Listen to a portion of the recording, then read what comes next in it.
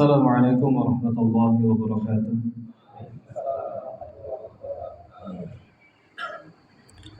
Alhamdulillah, alhamdulillah rabbil alamin, alladzi anzala sakinata fi qulubil mu'minin liyazdadu imanan ma'a imanihim. Allahumma salli wa sallim wa barik ala Muhammadin wa ala alihi wa sahbihi ajma'in warhamna ma'ahum birahmatika ya arhamar rahimin. Allahumma ya Allah, alimna ma yanfa'una wanfa'na bima 'allamtana innaka antal alimul hakim. Rabbi shrah li sadri wa yassir li amri wahlul 'uqdatam min lisani yafqahu qawli wa ba'd. Ayyuhal hadirun rahimani wa rahimakumullah. Yang kami hormati Ketua Takmir Masjid Al-Huda di Desa Tetel beserta dengan takmir yang lainnya. Yang kami hormati pimpinan ranting Muhammadiyah Tetel beserta dengan anggota-anggotanya, dan yang kami hormati para alim ulama, para sepuh bin sepuh dan hadirin sekalian yang alhamdulillah berkesempatan hadir pada malam hari ini maupun yang mendengarkan dari rumah masing-masing, yang kami selalu berharap mudah-mudahan seluruhnya dalam lindungan Allah Subhanahu wa taala. Bersyukur malah kita panjatkan kepada Allah atas segala nikmat yang telah Allah berikan kepada kita, sehingga kita disampaikan usianya memasuki bulan Syawal, yang mana bulan Syawal adalah bulan peningkatan, yang kita berupaya untuk senantiasa meningkatkan keimanan dan ketakwaan kita kepada Allah Subhanahu wa taala. Salawat teriring salam tetap tercurahkan kepada junjungan kita Nabi Allah Muhammad sallallahu alaihi wasallam, yang dengannya ketika kita mengikutinya dan mencoba untuk menumbuhkan cinta kasihnya, maka akan dimudahkan oleh Allah Subhanahu wa taala mendapatkan cinta kasih dari Allah, sehingga diampuni dosanya dan ditempatkan di tempat yang terbaik kelak di sisi Allah Subhanahu wa taala. Bapak Ibu yang dimuliakan Allah, alhamdulillah pada malam hari ini kita semuanya berkumpul di masjid ini yang mudah-mudahan dalam keadaan sehat. Betul Bapak Ibu? Sami sehat nggih? Masih semangat ini? Insyaallah ya, memulai semangat baru. Alhamdulillah.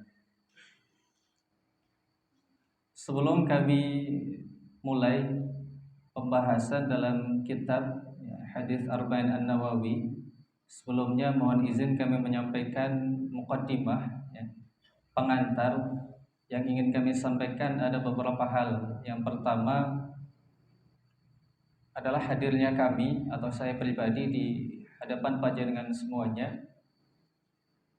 mendapatkan satu amanah untuk mengisi hadis Arba'in An-Nawawi, melanjutkan beliau Ustaz Wahyu, yang mana bukan berarti kami lebih pandai atau lebih hebat daripada beliau, yang mana nanti pada prakteknya mohon izin jangan untuk dibanding-bandingkan dan jangan untuk dibeda-bedakan, karena kita semuanya sama, satu saudara muslim ya. Kemudian yang kedua kami sampaikan, kita adalah mempelajari satu kitab yang baik ya, mempelajari satu kitab yang mengajarkan kita untuk semakin mengenal pribadi Rasulullah SAW. Karena kalau kita belajar hadis, itu berarti kita belajar apa yang disampaikan ataupun apa yang dilakukan oleh Rasulullah SAW. Yang mana Allah berjanji di dalam Quran surah Ali Imran ayat 31, "Qul in kuntum tuhibbunallah fattabi'uni yuhibbukumullah." Kalau seorang hamba mengaku dirinya cinta kepada Allah Subhanahu wa taala, maka tidak mungkin akan dipisahkan cintanya dengan Allah dan juga Rasulullah. Ya, kalau ngaku cinta kepada Allah, ya otomatis cinta kepada Rasulullah sallallahu alaihi wasallam. Dan konsekuensi kalau kita sudah cinta dengan Allah dan Rasulullah sallallahu alaihi wasallam, konsekuensinya yang pertama mendapatkan cintanya Allah. Ya, salah satu syarat kita mencintai, mendapatkan cintanya Allah adalah kita mencintai Rasulullah sallallahu alaihi wasallam. Kemudian konsekuensi yang kedua, kalau kita mempelajari hadis, mempelajari sunnah sehingga sudah mencintai Rasulullah Sallallahu Alaihi Wasallam, maka konsekuensinya adalah wayaghfir lakum dzunubakum. Kita akan dihapuskan kesalahan-kesalahan dan dosa-dosa kita semuanya. Maka alhamdulillah ini menjadi program yang baik untuk kita tekuni bersama. Kita belajar hadis, kita belajar sunnah, kita belajar mencintai Nabi kita Muhammad Sallallahu Alaihi Wasallam. Maka kami ingin berpesan untuk serius belajarnya. Kami sampaikan, kami berpesan untuk semangat dalam belajar hadis Arba'in An-Nawawiyah ini. Kemudian yang ketiga kami sampaikan, hadis Arba'in An-Nawawiyah ini adalah merupakan salah satu karangan ulama yang masyhur, yang besar, yaitu Imam Abu Zakaria Yahya Asy-Syaraf ya, Al-Muhyiddin An-Nawawi rahimahullahu taala, yang mana daripada beliau insyaallah kita mungkin sudah diajarkan di awal pertemuan gitu, oleh Ustadz Wahyu tentang siapa beliau. Dan ada satu yang bisa kita ambil pembelajaran daripada beliau, yaitu bagaimana ketekunannya dalam mempelajari ilmu. Yang bahkan di dalam riwayat disebutkan Imam An-Nawawi hampir selama hidupnya jarang untuk tidur di atas kasurnya. Jadi memang beliau itu paling sering tertidur di atas bangkunya. Ya, tertidur, bukan tidur dengan sengaja. Lantaran beliau adalah orang yang paling semangat, paling gemar dalam menuntut ilmu. Dalam satu hari disebutkan di dalam kitab At-Tibyan itu, beliau paling tidak belajar kepada seorang guru jumlahnya 9 sampai 12 guru dalam satu hari. Dan itu setiap hari selama satu pekan begitu terus. Dan kalau kita ketahui zaman dahulu dengan sekarang itu berbeda. Tempat mereka belajar itu berbeda-beda. Seorang murid mendatangi tempat gurunya. Ya, jadi mungkin bisa diartikan kalau guru satu rumahnya di Tetel, guru satu di Pengadegan, ya terus begitu. Karena saking semangatnya untuk belajar menuntut ilmu. Dan bahkan dalam satu hari 24 jam beliau belajar sampai 20 jam. Berapa jam? 20 jam. Dan sisanya itu bukan untuk tidur, tapi ketiduran. Kinten-kinten tidur sama ketiduran beda apa sama? Berbeda. Dan yang menjadi heran bagi kita, setiap beliau ketiduran dan terbangun, beliau langsung istighfar. Beliau punya kebiasaan menulis buku, ya, belajar, menulis, merangkum, meresum dari pembelajaran yang diajarkan oleh guru-gurunya, dibaca kembali dan beliau tulis ulang, dikumpulkan catatan-catatannya. Sehingga ketika beliau sedang menulis, tiba-tiba ketiduran dan terbangun istighfar dan merasa menyesal. Merasa menyesal kenapa? Karena waktu yang digunakan untuk ketiduran itu bisa lebih berharga untuk menulis ilmu-ilmu yang beliau dapatkan. Itu semangatnya yang luar biasa dari Imam An-Nawawi. Ya, jadi kami berharap jamaah semuanya yang ada di Desa Tetel bisa meniru semangat daripada Imam An-Nawawi. Apapun hadangannya, apapun rintangannya, entah itu hujan begitu ya, datang hadir. Dalam rangka ketika kita menuntut ilmu, mencapai sebuah ilmu, yakin tidak akan rugi. Bahkan ketika kita menempuh satu jalan dalam menuntut ilmu, maka jalan kita akan dimudahkan untuk menuju surga Allah Subhanahu wa taala. Dan di dalam ayat Al-Qur'an surah Mujadalah ayat 11 itu kan disebutkan juga, salah satu keutamaan kita menuntut ilmu itu diangkat derajat kita di hadapan Allah Subhanahu wa taala. Jadi mohon izin Bapak Ibu jamaah semuanya untuk memiliki, ya, paling tidak memiliki, ya, pedoman dalam kitab Hadis Arba'in An-Nawawi. Kinten-kinten Bapak Ibu sudah punya atau belum? Ada yang sudah, boleh angkat tangan yang sudah punya.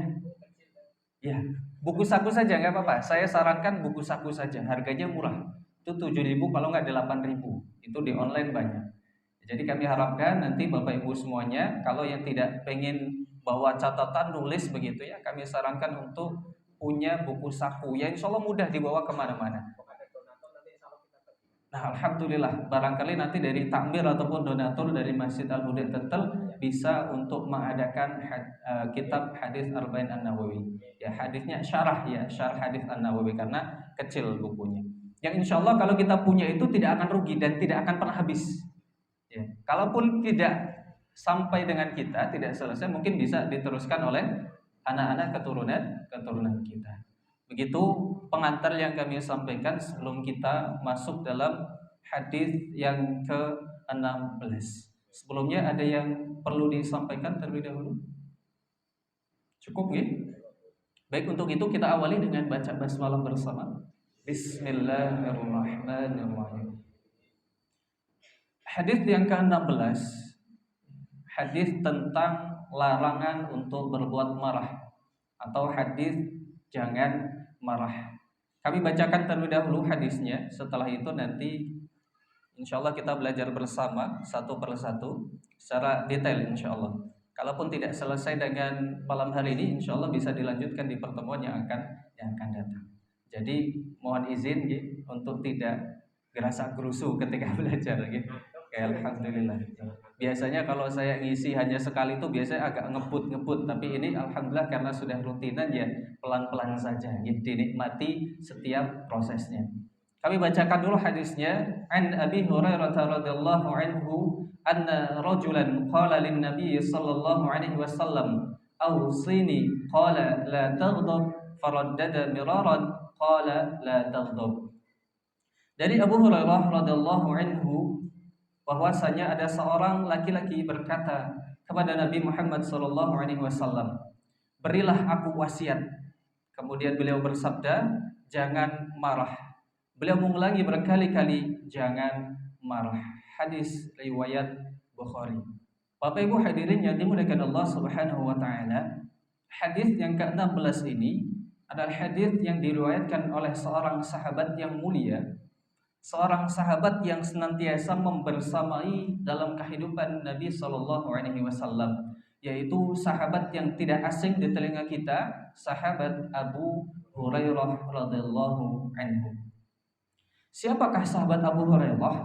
Nah, kita sedikit bercerita, kita sedikit mengenal siapa sahabat Abu Hurairah. Abu Hurairah itu sebetulnya bukan nama asli beliau. Jadi Abu Hurairah bukan nama asli, hanyalah nama julukan, nama kunyah atau nama laqab, julukan dari seorang yang memiliki nama asli Abdusyam. Siapa nama aslinya beliau? Abdusyams. Nah, kalau kita lihat Abdusyams itu artinya adalah hamba matahari. Abdun itu artinya hamba, asyams artinya matahari. Maka nama yang seperti ini termasuk nama syirik, ya, nama yang musyrik, sehingga ada anjuran untuk diganti. Ya.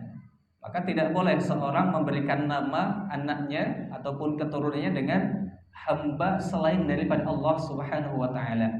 Contohnya nama Abu Hurairah adalah Abdusyams, maka tidak boleh hambanya matahari. Ataupun sekalipun dinisbatkan kepada nama yang baik juga tidak boleh. Misalnya Ka'bah itu kan tempat yang baik, tetapi kalau depannya ditambahkan Abdul Ka'bah, hambanya Ka'bah juga tidak baik.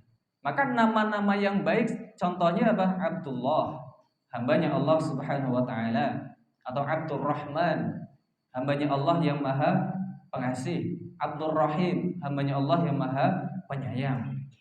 Maka itu boleh. Nah, begitulah ketika sahabat Abu Hurairah sebelum masuk Islam memiliki nama Abdusyams. Maka ketika beliau masuk Islam pada tahun ke-7 Hijrah, ditanya oleh Nabi SAW, Masmuk, siapa namamu? Ismi Abdusyams, namaku adalah hamba matahari Abdusyams. Maka Nabi kaget, nama macam apa itu ya. Kemudian akhirnya Nabi mengganti nama Abdusyams dengan nama Abdurrahman. Siapa namanya? Abdurrahman. Nah, Abdurrahman memiliki seorang ayah bernama Sakhr. Abdurrahman ibn Sakhr. Nah, karena kebiasaan orang Arab itu menisbatkan nama belakangnya kepada orang tuanya, kepada ayahnya. Maka namanya hanya simple, tapi ditambahkan nama orang tuanya di belakang, sehingga namanya cukup panjang. Berbeda kalau nama kita itu sudah panjang dari lahir ya, apalagi nama pemateri yang di depan ini ya, namanya sudah panjang gitu. Abdurrahman bin Sakhr ya, Ad-Dausi ya, karena beliau berasal dari satu daerah yang namanya Ad-Daus di daerah Yaman. Jadi sahabat Abu Hurairah nama aslinya adalah Abdurrahman bin Sakhr Ad-Dausi.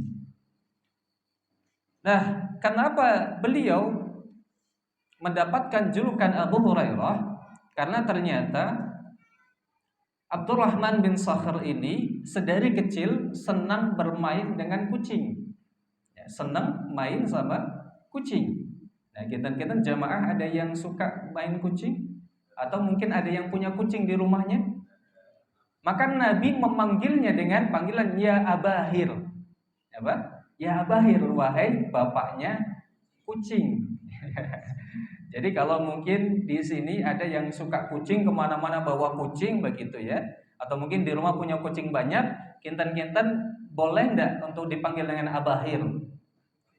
Ya tergantung. Kalau orangnya ridho maka boleh ya, bapaknya kucing. Begitu Nabi SAW memanggil beliau, dan beliau ridho, bahkan senang, lebih senang dipanggil dengan panggilan ya Abahir. Ya Abahir. Nah, kemudian hadirin yang dimuliakan Allah Subhanahu wa taala, sahabat Abu Hurairah termasuk sahabat mulia yang kami sampaikan di awal. Beliau boleh juga dikatakan sebagai bayangannya Nabi sallallahu alaihi wasallam. Loh, kenapa kok disebut dengan bayangannya begitu ya? Karena hampir di setiap keadaan dan di setiap peristiwa selalu hadir bersama dengan Nabi sallallahu alaihi wasallam. Sehingga tidak heran dengan keseriusan beliau belajar Islam ketika masuk pada tahun ke-7 Hijrah. Beliau bersama dengan Nabi mencari ilmu dari beliau, sehingga ketekunannya membuahkan hasil beliau meriwayatkan hadis terbanyak dari Nabi Shallallahu Alaihi Wasallam. Berapa hadis yang beliau riwayatkan? 5.374 hadis. Pinten Bapak Ibu? 5.374 hadis. Itu kira-kira banyak atau banyak sekali? Banyak sekali. Kalau bandingkan dengan kita berapa hadis ini? Ya, ini 15 hadis ya. Ini kan sudah masuk ke 16, berarti 15 hadis. Ya. Beliau 5.374 menandakan memang beliau serius belajar mencintai Nabi Shallallahu Alaihi Wasallam. Dan para sahabat itu memang ketika bertemu dengan Nabi itu memiliki keistimewaan. Orang yang beriman kepada Allah dan kepada Nabi pasti ketika bertemu dengan Nabi, semakin sering bertemu dengan Nabi, semakin bertambah keimanannya kepada Allah Subhanahu wa taala. Makanya ketika bareng-bareng sama Nabi itu para sahabat tidak pernah bosan, bahkan senang. Kalau sahabat itu sehari saja tidak ketemu dengan Nabi, rasanya gelisah. Karena Nabi orang yang tercintanya daripada para sahabat. Nah, Bapak Ibu yang dimuliakan Allah, ada satu kisah yang mana Abu Hurairah ketika memeluk agama Islam, maka orang tuanya tidak ikut masuk Islam bersamanya. Tetapi Abu Hurairah terus-menerus mencoba untuk mengajak keluarganya, termasuk yang paling dicintainya adalah ibunya, untuk masuk Islam. Setiap hari beliau mengajak ibunya untuk masuk Islam. Bu, alhamdulillah saya sudah masuk Islam dan saya sangat senang dengan Islam. Saya bangga masuk dengan Islam dan menurut saya agama yang paling benar adalah Islam. Maka Bu, ayo ikut dengan saya, kita sama-sama belajar tentang Islam. Tetapi ibunya setiap hari ketika diajak oleh Abu Hurairah menolak. Tidak, aku tidak mau masuk Islam. Islam itu agama yang tidak benar. Bahkan Nabi SAW adalah bukan Nabi. Dia adalah orang munafik, orang gila. Kan terkenal Nabi Muhammad SAW di kalangan kafir Quraisy itu dianggap dengan orang gila. Sehingga ketika diejek Nabi SAW oleh ibunya, Abu Hurairah merasa sedih. Ketika sedih tapi tidak bisa untuk membalas, karena itu ibunya. Tidak mungkin ketika ibunya melontarkan Nabi Muhammad itu orang gila. Loh, panjenengan bu yang gila, kan tidak mungkin. Sehingga akhirnya Abu Hurairah sedih, murung di setiap harinya. Qadarullah Nabi SAW melihat kondisi yang terjadi pada sahabat Abu Hurairah, sehingga bertanya, ya Abahir, apa sebenarnya yang terjadi? Kenapa engkau terlihat murung sekali? Kenapa engkau terlihat sedih sekali? Maka Abu Hurairah dengan suara yang berkaca-kaca dan pelan-pelan menyampaikan kepada Nabi SAW, wahai Nabi, aku bangga, aku bersyukur masuk ke dalam Islam. Tetapi di sisi lain aku sedih, wahai Rasul, karena ibuku belum mau masuk Islam. Aku setiap hari tidak pernah berhenti untuk mengajak ibuku masuk Islam. Tapi yang menjadi menyakitkan dalam hatiku bahwa ibuku menghina engkau, wahai Rasulullah SAW. Maka Abu Hurairah meminta doa kepada Nabi, wahai Nabi, sekiranya engkau berkenan memberikan doa untuk ibuku, maka tentu aku akan bahagia, maka tentu akan bisa menghilangkan kesedihanku, wahai Rasul. Maka seketika itu Nabi SAW berdoa, Allahumma hdi ummu Abahir. Ya Allah, tolong berikanlah petunjuk bagi ibunya Abu Hurairah. Maka ketika Abu Hurairah pulang ke rumahnya, ya, didapati ternyata ibunya sedang mandi. Nah, kamar mandi zaman dahulu dengan sekarang berbeda. Kamar mandi dahulu itu belum ada tutupnya. Ya, kamar mandi dulu belum ada tutupnya. Jadi ketika Abu Hurairah mau masuk ke rumah, ibunya mengatakan, wahai Abu Hurairah, tunggu di luar, aku lagi mandi, kata ibunya. Maka kemudian ditunggulah ibunya oleh Abu Hurairah ketika sedang mandi. Selesai mandi, berganti pakaian, dan selesai beres, ibunya memanggil Abu Hurairah, wahai Abu Hurairah, wahai anakku, silahkan masuk. Nah, alangkah kagetnya Abu Hurairah ketika masuk, didapatinya ibunya sudah mengenakan pakaian yang terbaik dan kemudian mengucapkan kalimat syahadat, asyhadu an la ilaha illallah wa asyhadu anna muhammadar rasulullah. Maka Abu Hurairah seketika itu bersujud syukur kepada Allah Subhanahu wa taala lantaran doa yang dipanjatkan oleh Nabi SAW dikabulkan oleh Allah Subhanahu wa taala. Bapak Ibu hadirin yang dimuliakan Allah, ada satu hikmah yang bisa kita ambil tentang peristiwa ibunya Abu Hurairah. Apa itu? Yang mana ketika ada di antara kita atau mungkin anggota keluarga kita atau mungkin saudara-saudara kita, teman-teman kita yang belum mendapatkan hidayah atau yang belum masuk Islam ataupun sudah masuk Islam tetapi jarang ikut dengan kami, ya, jarang ikut pengajian atau mungkin sholatnya masih bolong-bolong dan lain sebagainya, maka ada satu doa yang bisa kita panjatkan, yaitu doanya Allahumma hdi, kemudian sebutkan namanya. Ya, kalau misalnya kita berdoa untuk ayah kita, ya Allahumma hdi abi. Kalau kita berdoa untuk ibu kita, Allahumma hdi ummi. Kalau misalnya kita berdoa untuk suami atau istri kita, karena mungkin kok jarang datang ke masjid, ya, jarang ikut kajian begitu ya, diajak puasa yang tidak mau puasa, puasanya bolong-bolong, diajak infak, sedekah, zakat ya tidak mau, maka doakan. Apa doanya? Allahumma hdi zauji atau zaujati. Kalau memang suami atau istrinya belum mendapatkan hidayah. Atau boleh spesifik disebutkan namanya. Allahumma hdi fulan. Ya, misalnya Allahumma hdi Musa misalnya. Allahumma hdi Fatah misalnya. Maka itu boleh.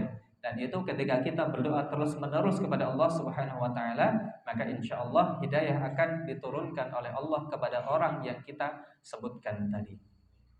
Dan kemudian anna rajulan, ya, kita selesai di sahabat Abu Hurairah, kita masuk anna rajulan, bahwa ada seorang laki-laki qala li Nabi sallallahu alaihi wasallam, berkata kepada Nabi Shallallahu Alaihi Wasallam. Nah, di dalam hadis ini seorang laki-laki itu memang tidak disebutkan secara jelas siapa orang yang tiba-tiba mendatangi Nabi dan minta nasihat kepada Nabi.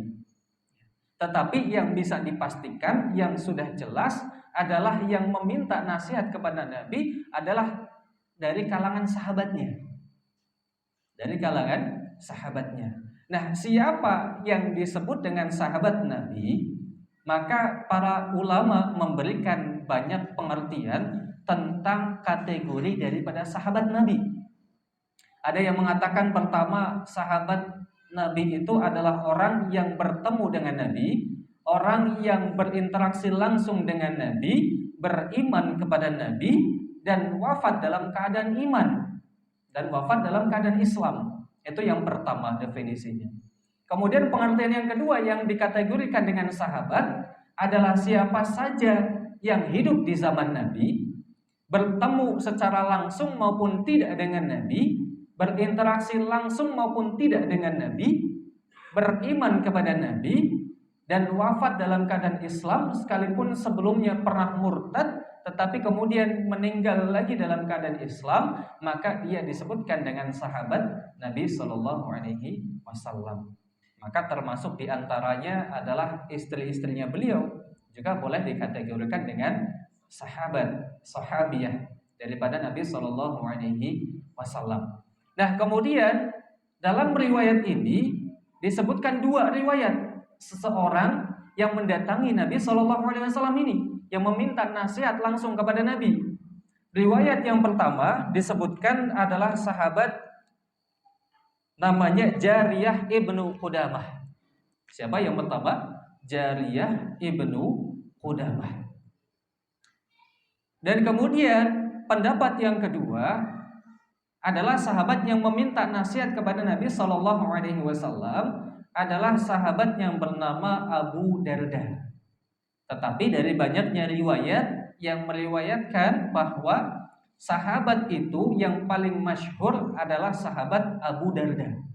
Kenapa? Karena salah satu di antaranya sahabat Abu Darda meriwayatkan hadis juga dari Nabi Shallallahu Alaihi Wasallam. Jadi anggaplah sahabat Abu Darda mendatangi Nabi Shallallahu Alaihi Wasallam dengan meminta nasihat kepada Nabi. Ausini, wahai Nabi Shallallahu Alaihi Wasallam, berikanlah aku wasiat, berikanlah aku nasihat. Maka dalam hal ini memberikan hikmah pembelajaran bagi kita ketika kita bertemu dengan orang beriman, ketika kita bertemu dengan seorang alim ulama, ketika kita bertemu dengan seorang guru, bertemu dengan seorang ustadz, maka salah satu adab yang tidak boleh untuk ditinggalkan adalah meminta wasiat, meminta nasihat daripada beliau. Maka tidak heran mungkin Bapak Ibu semuanya kalau lihat ya, para ulama-ulama kita, ustadz-ustadz kita yang mungkin di media sosial sering nampak begitu, ketika berkunjung ke rumah satu dengan yang lainnya, ketika bertemu dengan saudaranya, ustadz-ustadznya, guru-gurunya, pasti saling memberikan nasihat satu dengan yang lainnya. Ya, tapi kalau kita mungkin berbeda. Ya, kalau kita mungkin berbeda, ketemu dengan ustadz yang mungkin terkenal, kita bukan minta nasihat, tapi minta apa? Minta foto. Minta selfie begitu ya. Nah, salah enggak kita minta foto? Ya enggak salah juga sebenarnya. Hanya saja kurang tepat. Ya, minta foto boleh tapi minta nasihat jangan ditinggalkan. Ya, begitu dengan para sahabat ketika bertemu dengan Nabi Shallallahu Alaihi Wasallam mau berpisah pasti minta nasihat. Kenapa? Karena nasihat daripada Nabi, nasihat daripada orang yang beriman itu adalah sangat bermanfaat bagi kita semuanya. Fadzakir fa inna dzikra tanfa'ul mu'minin. Maka saling berikanlah peringatan, berikanlah nasihat satu dengan yang lainnya, karena sesungguhnya nasihat itu, peringatan itu bermanfaat bagi orang-orang yang beriman. Nah, kemudian wasiat itu sebenarnya apa? Nah, kita menilik tentang wasiat. Yang disebutkan dengan wasiat itu ya, adalah suatu nasihat yang bermanfaat yang bisa kita amalkan untuk kebaikan kita di dunia dan akhirat. Nah, itulah yang disebutkan dengan wasiat. Wasiat dengan nasihat itu ya tidak jauh berbeda, ya sama begitu. Nah, wasiat secara umum, Bapak Ibu yang dimuliakan Allah, itu tidak terbatas dengan sesuatu. Jadi boleh kita ketika bertemu dengan saudara kita memberikan nasihat apapun. Dan Nabi juga memberikan nasihat kepada para sahabat berbeda-beda. Ya, contohnya, ketika bertemu dengan sahabat A, seorang sahabat yang satu bertanya kepada Nabi, wahai Nabi SAW, ayyul a'mal afdol, amal apa sebenarnya yang paling utama? Maka Nabi memberikan jawaban kepada sahabat satu, menyampaikan sholat pada tepat waktunya, as-sholatu ala waktiha. Tetapi di sisi lain, Nabi SAW ketika diminta nasihat oleh sahabat B, maka jawabannya adwa muha wa in qalla. Amal apa yang paling baik, yang paling utama wahai Nabi? Yaitu yang sedikit tapi istiqomah. Maka muncul pertanyaan bagi kita, loh kok berbeda-beda? Kok nasihatnya Nabi nggak konsisten begitu ya? Berbeda-beda. Maka kami sampaikan bukan tidak konsisten, tetapi menyesuaikan kepada siapa yang meminta nasihat. Nabi faham yang meminta nasihat ini adalah orang yang rajin sholat, tapi mohon maaf sholatnya masih belum tepat waktu. Sholat 5 waktu masih dijaga, tapi masih suka nunggu-nunggu sampai qomat. Masih belum berjamaah. Maka nasihat yang tepat bagi dirinya adalah orang yang untuk tepat sholat pada waktunya. Kemudian yang satu sahabat itu orangnya suka beramal, senang beramal, tapi kadang-kadang amalnya sekaligus banyak, besoknya nggak beramal lagi. Maka Nabi menyampaikan amal yang terbaik untukmu adalah amal sedikit tapi istiqomah. Ada orang yang kuat baca Al-Quran 1 juz, bahkan ketika Ramadan 1 khatam Quran. Tapi perhatikan setelah Ramadan, apakah orang itu melanjutkan bacaan Al-Qurannya apa tidak? Maka nasihat yang terbaik adalah bacalah Al-Quran pelan-pelan tetapi istiqomah. 1 ayat itu lebih baik, yang penting dibaca berulang kali setiap hari dibandingkan baca 1 juz tapi hari ini saja. Besok tidak baca Al-Quran lagi, besoknya tidak baca Al-Quran lagi. Maka begitulah nasihat yang diberikan oleh Rasulullah. Wasiat yang diberikan kepada sahabat-sahabatnya adalah menyesuaikan kepada siapa yang meminta nasihatnya, atau disesuaikan dengan kondisi zaman yang memang membutuhkan nasihat itu. Misalnya di desa tetel kinten-kinten yang jarang untuk dilakukan nopo niki. Ya, kayaknya susah kalau dicari ya. Jamaahnya sudah solid, kemudian rajin sholatnya, kemudian halakoh Qur'annya ya jalan, baca Qur'annya rutin. Susah ini ya. Paling tidak saling menasihati satu dengan yang lainnya. Nasihat itu bebas, panjenengan semuanya boleh memberikan nasihat apapun, selama nasihat itu bisa bermanfaat bagi dirinya untuk kebaikan di dunia sampai di akhirat. Jangan sampai kita memberikan nasihat yang nasihat itu hanya kebaikan di dunia saja, bukan untuk kebaikan sampai di akhirat. Ya mohon maaf, ngapunten kalau misalkan di Muhammadiyah, jadi kalau kami sampaikan pasti kontroversi, tapi kami tetap sampaikan ini ya, bismillah. Kalau di Muhammadiyah, fatwa tentang rokok itu halal atau haram? Haram atau makruh? Makruh atau haram? Kalau sesuai dengan tarjih Muhammadiyah, ya ini yang mengikuti tarjih saja. Ya, kalau mengikuti tarjih Muhammadiyah itu sudah difatwakan haram. Maka ketika ada orang yang meminta nasihat kepada kita, misalnya ada seorang fulan meminta nasihat kepada saya dan saya tahu dia tukang rokok, maka saya sampaikan. Apa amalan yang terbaik? Jauhi rokok, tak bilang. Ya begitulah Nabi SAW menyesuaikan dengan keadaan sekitar. Maka kami sampaikan demikian. Nah, ini monggo setelah ini kami harap aman-aman saja ya. Bisa, alhamdulillah. Ya, monggo nanti. Tapi begini, ketika panjenengan dimintai wasiat, dimintai nasihat, tolong berikan nasihat semampu panjenengan. Bukan berarti ketika kita diminta nasihat, loh nggak bisa, saya lebih rendah daripada antum, antum lebih alim daripada saya, bukan. Karena sebenarnya kita satu sama lainnya itu semuanya dalam kerugian. Wal 'asr innal insana lafi khusr. Kita semuanya satu dengan yang lain saling rugi. Kecuali orang-orang yang beriman, beramal soleh dan saling menasihati satu dengan yang lain. Bahkan justru Bapak Ibu kami sampaikan, sebetulnya yang harus dan bahkan wajib mendapatkan nasihat wasiat itu adalah para ustadz. Ya karena mohon izin, para ustadz itu sering menyampaikan tapi mohon maaf terkadang lupa. Karena semakin sering dia menyampaikan, lupa nggak ada orang yang menyampaikan nasihat kepada dirinya. Maka kami dalam hal seperti ini menyampaikan pesan-pesan kita belajar bersama itu dalam rangka saling menasihati diri kita. Kami sebagai pemateri yang panjenengan semuanya amanahi ya sama-sama belajar. Ya ini sebagai pembelajaran bagi kami, sebagai nasihat bagi kami. Nah begitu juga panjenengan semuanya. Maka satu dengan yang lainnya ketika diminta nasihat, misalnya Bapak A meminta nasihat kepada Bapak B, sekalipun yang minta nasihat ustadz begitu ya, Bapak B bukan ustadz tapi calon ustadz.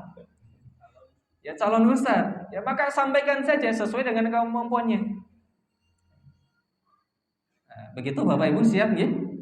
Kenan-kenan sudah biasa meminta nasihat atau tidak? Biasa meminta wasiat atau mboten? Jangan-jangan mintanya wasiat warisan tok itu. Karena nanti dalam perinciannya Bapak Ibu ada yang menjelaskan secara khusus pembagian wasiat itu ada 4. Ya. Pembagian wasiat ada 4. Nanti wasiatnya yang pertama adalah wasiat takwa dari khotib Jumat.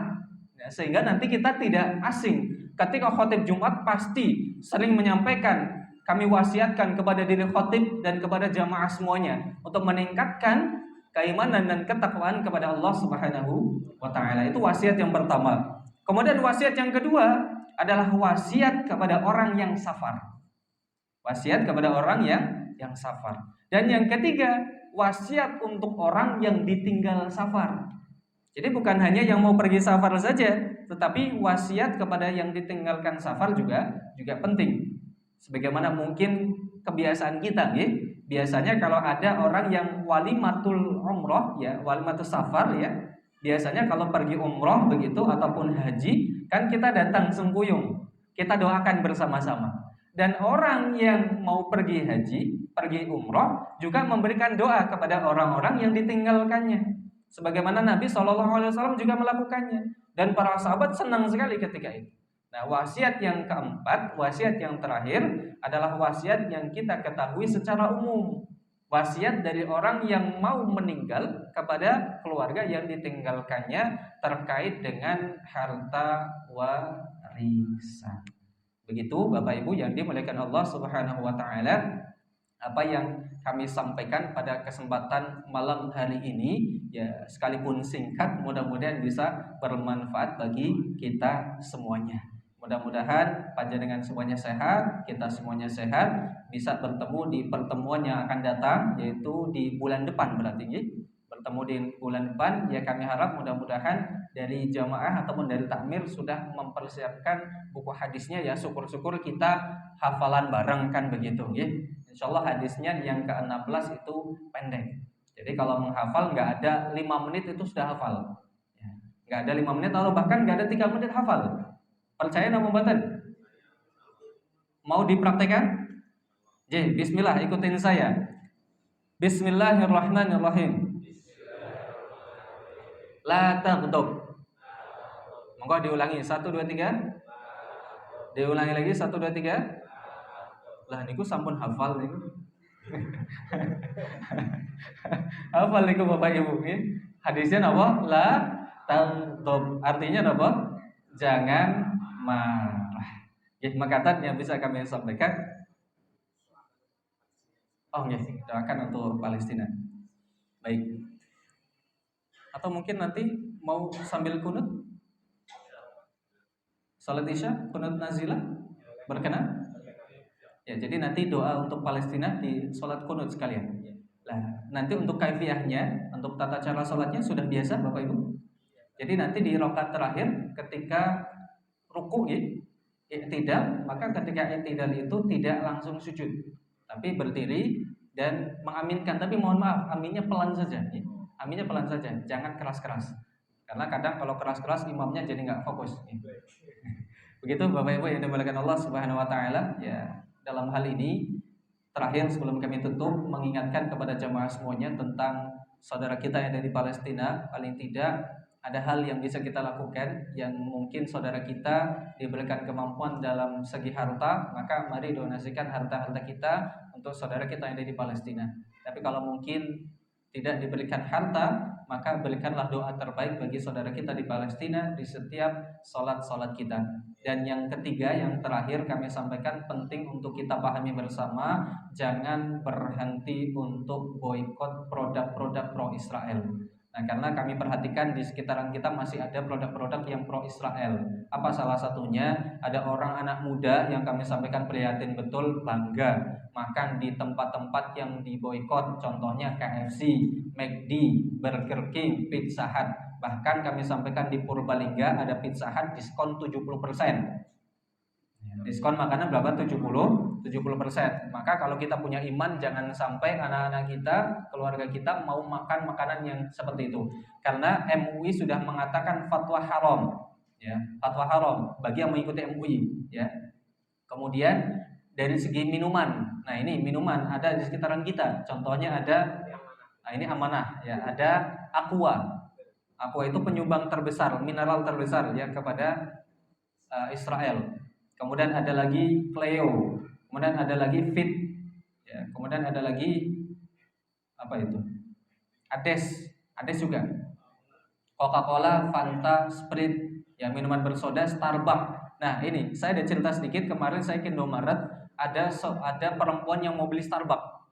Kopi saset itu ternyata sudah ada di Indomaret Starbucks. Nah ada orang yang mau beli, tak sampaikan, Bu, ngapunten itu Starbucks ya? Nggih Mas. Boikot Bu, tinggalkan. Alhamdulillah orangnya manut. Alhamdulillah nggak gurundel, malah justru minta pendapat saya. Lah, saya mau ngopi, kira-kira kopi apa yang enak ya? Kopi Indonesia, kapal api gitu. Kopi luwak gitu ya. Ya monggo, yang buatan Indonesia saja.